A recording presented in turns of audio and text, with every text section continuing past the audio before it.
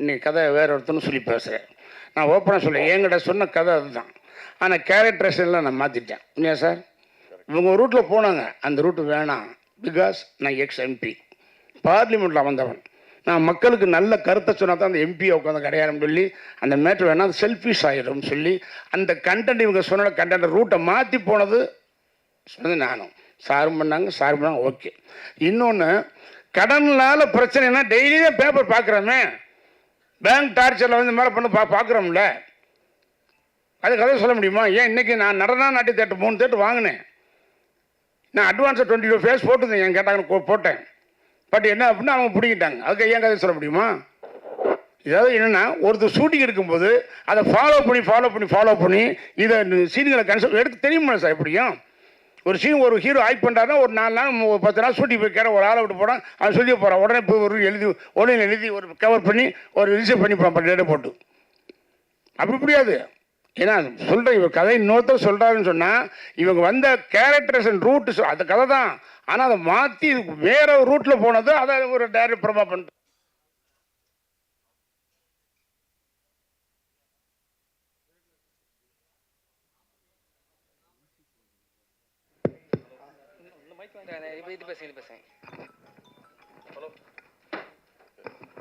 Hello, கேட்குதா அண்ணா? அதாவதுண்ணா, இங்கே எல்லாருக்குமே ஒரு லோன் இருக்கும்ண்ணா.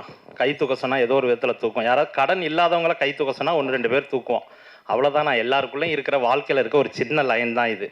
பொதுவான விஷயத்துக்கு தனிப்பட்ட முறையில் எவனும் உரிமை கொண்டாடக்கூடாதுங்கிறது தான் எங்களுடைய எழுத்தாளர் சங்கமும் தயாரிப்பாளர் சங்கமும் எங்களது இயக்குனர் சங்கமும் அதை தான் சொல்லி இன்றைக்கி இது பண்ணியிருக்கு, லெட்டர் கொடுத்துருக்கு. சங்கத்துக்கு நம்ம கட்டுப்படணும். பாலியல் வன்கொடுமை, குழந்தை இதுன்னு சொல்லி இது பண்ணுறது, பொது விஷயங்கள் இருக்குல்ல நாட்டில், இராணுவத்தை பற்றி எடுக்கிறது, அரசியலை பற்றி எடுக்கிறது, கடனை பற்றி எடுக்கிறது, இதெல்லாம் பொதுவான விஷயங்கள். இதுக்கெல்லாம் யாரும் உரிமை கொண்டாட முடியாது. எல்லார் வாழ்க்கையிலுமே கனெக்ட் ஆகிற ஒரு விஷயம். அதை எவ்வளோ பெஸ்ட்டாக ஸ்க்ரீன் ப்ளே பண்ணி, டயலாக் பண்ணி, டைரக்ட் பண்ணி உங்களுக்கு கனெக்ட் ஆகி கண்கலங்க வைக்கிறோமோ அதுதான் that is the captain of the ship. So என்ன சொல்ல வரோம் அப்படின்னா, எல்லார் வாழ்க்கையிலும் உள்ள கதை, இதுக்கு யாரும் உரிமை கொண்டாட முடியாது. நான் அது சம்மந்தப்பட்டு கேஸ் போட்டவங்களுக்கு சொல்கிறேன். அதனால் அதெல்லாம் ஃபேஸ் பண்ணுறதுக்கு நாங்கள் ரெடியாக தான் இருக்கோம். எனிவே ரொம்ப நன்றி. ஒரு நல்ல படைப்பை உங்கள் முன்னாடி கொடுத்துருக்கோம். ப்ளீஸ். ஓகே, அனைவருக்கும் நன்றி. ஏன்னா நான் அந்த ராமராஜன் மீண்டும் அந்த திரையில் நீங்கள் பார்க்குறீங்க, அது ஓகே. ஆனால் இந்த ஒரு நல்ல வாய்ப்பு, நான் என்னைய ஒரு டைரக்டர் ஆக்கினது யார், ஹீரோ ஆக்கினது யார், எல்லாம் யார் மெட்ராஸ் விட்டது நான் எந்த தேட்டரில் வேலை செஞ்சோனோ அந்த மோனாலையும் உள்ளே விட்டார். யாரையுமே மறக்க மாட்டேன். திருப்பி கம்பேக்ன்ற பேரில் 45வது படம் அமைத்து கொடுத்த அருமைக்குரிய எனது தயாரிப்பாளர் மதியன் அவர்களுக்கும், அன்புக்குரிய பாலா சதீஷ் அவர்களுக்கும், கதாசி கார்த்திகளுக்கும், படத்தை அருமையாக இயக்கிய அண்ணன் ராகேஷ் அவர்களுக்கும், ஒத்துழைப்பு தந்த தம்பி லியோ சிவா அவர்களுக்கும், அவர் இந்த படத்துக்கு மிகவும் கஷ்டப்பட்டிருக்காரு. எல்லோருக்கும் நான் நன்றி தெரிவிக்கிறேன். என்றென்றும் உங்களை நான் மறக்கவே மாட்டேன். நன்றி, வணக்கம். காலம் கருதி படத்தை காணலாம். வணக்கம், என்னுடைய பேர் கார்த்திக் குமார். நான் இந்த சாமானியன் படத்தினுடைய கதாசிரியர். முதல்ல இங்கே வந்திருக்கிற எல்லா பத்திரிகை நண்பர்களும் சகோதர சகோதரிகளுக்கு என்னுடைய நன்றி, வணக்கம். என்னுடைய முதல் படம் இது என் கதையில் உருவாகிறதுக்கு. இத்தனை நாளாக நான் இந்த படத்துடைய எந்த விதமான ப்ரோக்ராமுக்கும் கலந்துக்க கூடாதுங்கிற ஒரு கொள்கையில் இருந்தேன். எதனால் அப்படின்னா, அதில் நிறைய விஷயங்கள் இருக்குது.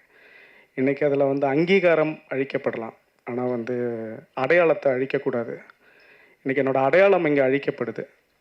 அதாவது 2015 எனக்கு நடந்த ஒரு உண்மையான சம்பவத்தை பற்றி நான் அனுபவித்த வலியும் வேதனையும், ஆல்மோஸ்ட் எல்லாருக்கும் அந்த பெயின் இருக்கும். ஒரு லோன் பற்றின ஒரு விஷயம், அதை நான் சொந்தமாக அனுபவித்து அது அதுலேருந்து கடந்து பல அவமானங்கள், என்னோடய பொருளாதார நஷ்டமும் கடன் பிரச்சனைனாலையும் நான் சில இழப்புகள் இழந்தேன். அந்த இழப்பு நடந்து முடிஞ்சதுக்கப்புறமா நான் இதை ஒரு கதையாக மாற்றி மதிசார்கிட்ட நான் சொல்லும்போது அவருக்கு அவ்வளோ பிடிச்சி போச்சு.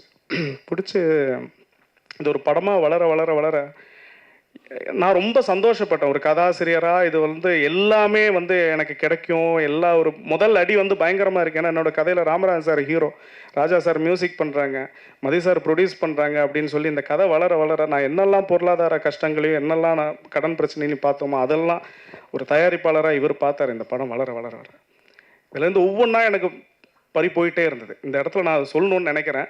ஒவ்வொரு விஷயங்களாக பறி போயிட்டு இருந்து நான் இது வரைக்கும் ரியாக்ட் பண்ணல. கதை, திரைக்கதை, வசனம்லேருந்து திரைக்கதை போச்சு, வசனம் போச்சு, கதையின் ஒரு ஓரத்தில் அங்கே இருக்குது. இன்றைக்கி அதுவும் போகிற மாதிரி ஒரு சுச்சுவேஷன் இங்கே நிற்கிது.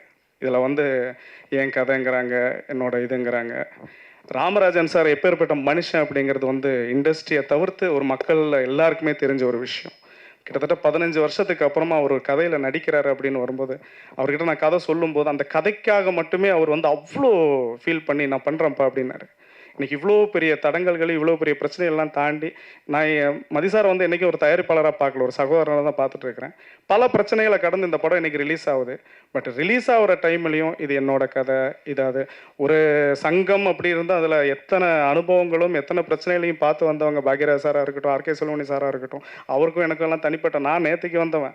ஒரு 4 வருஷமாக நான் இண்டஸ்ட்ரியில் போராடிட்டு இருக்கேன், அவ்வளோதான். எனக்கு எந்த சப்போர்ட்டும் கிடையாது, எனக்கு எந்த விதமான பேக்ரவுண்டும் கிடையாது.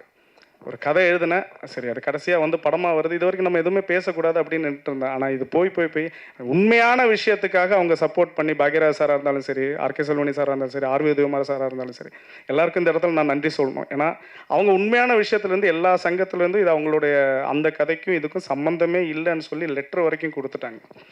இதில் இந்த லெட்டரில் எல்லா சங்கத்துடைய கையெழுத்தும் இருக்குது, இதில் எல்லா சங்கத்துடைய பதில்களும் இருக்குது. இதில் வந்து எல்லாமே இதில் வந்து அந்த கதைக்கு இதுக்கும் சம்மந்தம் இல்லைன்னு சொல்லியாச்சு. அது இல்லாமல் இந்த கதையில் நான் வந்து சில கதாபாத்திரங்கள், ராமராஜன் சாருடைய கதாபாத்திரத்தோட பேர் வந்து சங்கரநாராயணன், அது என்னோட தாத்தாவுடைய பேர், என் அப்பாவுடைய பேர். இந்த படத்தில் வர சரஸ்வதி நிலையம் அப்படிங்கிற அந்த ஒரு வீடு வந்துட்டு 2014 நான் வாங்கின வீட்டோட பேர். சரஸ்வதிங்கிறது என்னோட பாட்டியோட பேர். இதில் வரக்கூடிய ஒரு சில கதாபாத்திரங்கள் எல்லாம் வந்துட்டு அதில் ஒரு வினோத் நடிச்சிருப்பாங்க, அதில் என் தம்பி ராஜசேகரோடைய கேரக்டர் தான் வந்து பண்ணியிருக்கு. இப்படி பார்த்து எழுதி அங்கீகாரங்கள் மறுக்கப்பட்டது, நிறைய இடத்துல அவமானங்கள். இந்த படத்தால் நான் இழப்புதல் தான் செஞ்சுட்டு இருக்கிறேன்னு தவிர நான் எந்த விதமான ஒரு நல்ல விஷயமும் சந்திக்கலை. சரி ஓகே கடந்து போகலாம் அப்படின்னு சொல்லிட்டு நான் இதே ராமராஜன் சாரை வச்சு ஒரு படமும் ஸ்டார்ட் பண்ணேன். அதையும் சில பேர் நின்றுட்டு அதை தடுத்துட்டாங்க, அந்த படமும் வந்துட்டு பாதியிலே நின்றுடுச்சு. ஸோ எத்தனை சொல்லி நானும் வெளியிலே வரக்கூடாது இதை பற்றி பேச. ஏன்னா இந்த மனுஷன் அவ்வளோ கஷ்டப்படுறாரு இந்த படத்தை ரிலீஸ் பண்ணுறதுக்கு, அவ்வளோ போராடுறாங்க. அப்போ அந்த போராட்டம் முடிஞ்சு இந்த படம் நல்லபடியாக வரணும் அப்படிங்கிற இதில் கடவுள் மேலே பாரத்தை போட்டு நானும் பொறுமையாக இருந்து பார்த்தா இது கடைசியில் இப்போ மறுபடியும் ஏதோ ஒரு சில பேரோட சூழ்ச்சினால் இது ஏன் கதைன்னு சொல்லிட்டு ஒருத்தர் வந்திருக்கிறாரு. ஒரு பத்திரிகை சகோதரர்களா நண்பர்களா எனக்கு நான் எந்த விதமான பேக்ரவுண்டும் கிடையாது. நான் திரும்பவும் சொல்கிறேன், எனக்கு சினிமாங்கிறது வந்து எந்த விதமான பேக்ரவுண்டும் கிடையாது. நான் ஒரு சாமானியன் தான். ஆனால் இந்த இடத்துல உங்கள் முன்னாடி ஒரு விஷயத்தை நான் வந்து எல்லாருக்காகவும், இது எனக்காக கிடையாது, என்னோட அங்கீகாரங்கள் நிறைய வந்து அழிக்கப்பட்டிருக்கு, மறுக்கப்பட்டிருக்கு. ஆனால் இந்த இடத்துல என்னோட அடையாளத்தை விட்டு கொடுக்க முடியாது. இந்த படத்தினுடைய கதை, இந்த சாமானியன் குழந்தையோட உண்மையான தகப்பன் நான் மட்டும்தான், கார்த்திக் குமாருங்கிற நான் தான். அது ஒரு சகோதர சகோதரிகளா, ஒரு பத்திரிகை நண்பர்களா, இது வந்து ஒரு சினிமாவுக்கு வரக்கூடிய ஒருத்தனுடைய அடையாளமே அழிஞ்சு போகுதுங்க. எத்தனைன்னு சொல்லி தாங்க முடியும்? நான் எங்கே போய் ஃபைட் பண்ண முடியும், எங்கே போய் பேச முடியும்? நேற்றுக்கு இப்போ செலிப்ரிட்டி ஷோ போடுதேன், அங்கே வந்து 140 பேருக்கு மேலே இருந்தாங்க. ஒவ்வொரு டயலாகுக்கும் கை தட்டுறாங்க. அந்த டயலாக் ஃபுல்லாமே அந்த பவுண்டில் நம்ம பண்ணது. ஒவ்வொரு நாளும் நைட்டு 12 நாளில் உட்காந்து நான் எழுதி சார்கிட்ட ஒப்படைச்சேன். ஒவ்வொரு டயலாகுக்கும் கையடிகள் படுது, ஒவ்வொரு டயலாக்குகளும் வரவேற்கப்படுது. நான் இது வரைக்கும் எந்த ப்ரொமோஷன்லையும் கலந்துக்கல. நான் எந்த ஒரு ஆடியோ லான்ச்சில் கூட எனக்காக சரவண சுப்பியா சார் பேசினார்.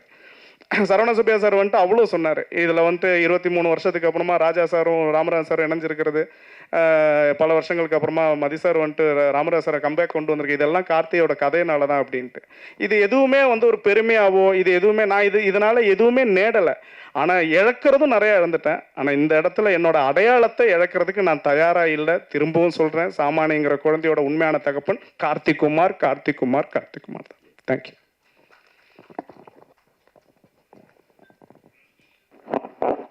அடுத்தது